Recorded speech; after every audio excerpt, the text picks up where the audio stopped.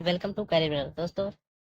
यह डिक्टेशन दैनिक जागरण से लिया गया है जो कि 140 और 145 के स्पीड से होगा सचिवालय के लिए एवं अन्य एग्जामिनेशन जिसमें केवल स्टेनो या फिर रिटन एग्जामिनेशन के बाद स्टेनो से सिलेक्शन होता है और जिसकी स्पीड 140 से 145 के बीच मांगी जाती है, उसके लिए बहुत बेनिफिशियल है। चलिए स्टार्ट करते हैं। Ready start. जिला अदालतों के राष्ट्रीय सम्मेलन में प्रधानमंत्री मोदी ने महिलाओं के विरुद्ध होने वाले अपराधों की ओर ध्यान आकृष्ट कर बिल्कुल सही किया। ये अपराध इसलिए कहीं अधिक गंभीर चिंता का कारण है क्योंकि अनेक प्रयासों के बाद भी इनमें कमी आती नहीं दिख रही है। कोलकाता के आरजीकर मेडिकल कॉलेज अस्पताल में प्रशिक्षु महिला चिकित्सक की दुष्कर्म के बाद हत्या ने सारे देश को आक्रोशित करने का काम किया, लेकिन इसके बाद भी दुष्कर्म के मामले थमते नहीं दिख रहे हैं। कोलकाता की घटना को लेकर हर स्तर पर रोष और आक्रोश के बाद भी देश के हर हिस्से से दुष्कर्म की घटनाएं सामने आ रही हैं। इन घटनाओं की गिनती करना भी कठिन है। स्थिति यह है कि दुष्कर्मी बच्चियों तक को निशाना बना रहे हैं। कोलकाता के साथ देश के अन्य क्षेत्रों में दुष्कर्म की घटनाओं को देखते हुए कानूनों को कठोर करने और अपराधियों को सख्त सजा देने की जो मांग की जा रही है उसकी पूर्ति की ही जानी चाहिए, लेकिन इसी के साथ इसकी भी आवश्यकता है कि महिलाओं के खिलाफ होने वाले अपराध के मामलों में त्वरित न्याय हो।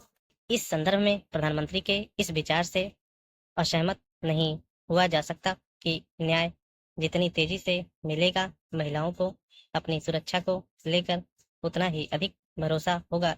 इतना ही नहीं, इससे महिलाओं के खिलाफ अपराधों को अंजाम देने वाले तत्वों के मन में भय का संचार भी होगा।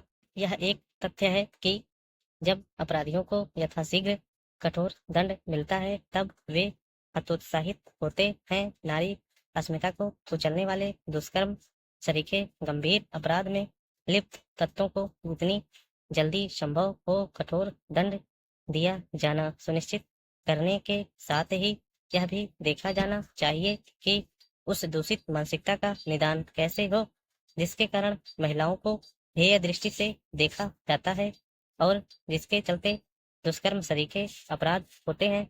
इस मानसिकता को दूर करने का काम समाज को करना होगा और इसकी शुरुआत घर परिवार से करनी होगी। बच्चों और किशोरों को इसकी घुट्टी पिलानी होगी कि वे लड़कियों और महिलाओं का आदर करना सीखें। यह ठीक है कि महिलाओं को तरह तरह की सीख दी जाती है, लेकिन ऐसी ही सीख लड़कों को भी दी जानी चाहिए। इसमें माता पिता परिवार के अन्य सदस्यों के साथ शिक्षकों की भी भूमिका महत्वपूर्ण हो जाती है। समाज को उन तथ्यों के प्रति भी सजगता बढ़ानी होगी जो महिलाओं की सुरक्षा और सम्मान के लिए संभावित खतरा बनते हुए दिखते हैं।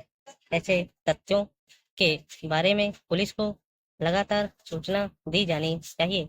समाज ऐसा करने के लिए तत्पर रहे, इसके लिए पुलिस को सहयोग करने के साथ ही संवेदनशील भी बनना होगा। समाज के हिस्से में एक आवश्यक काम यह भी है कि वह महिलाओं के सशक्तिकरण को लेकर और अधिक सक्रिय हो। Thank you.